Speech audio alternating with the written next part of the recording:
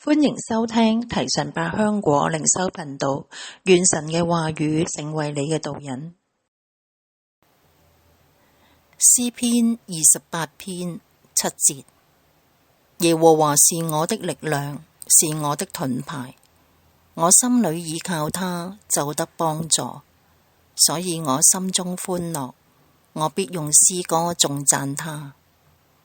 耶和華是我的力量，是我的盾牌，我心裡倚靠他，就得幫助，所以我心中歡樂，我必用詩歌頌讚他。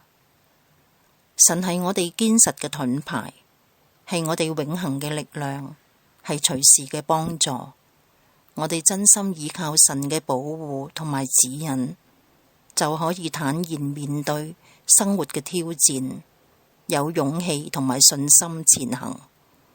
神係我哋嘅避難所，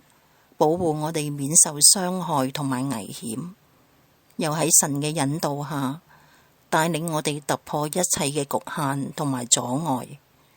更擴闊我哋嘅屬靈視野，看見你嘅榮美與我哋同在。所以我哋要以感恩同埋讚美為祭，稱頌你，奉耶穌基督得勝名字禱告，阿門。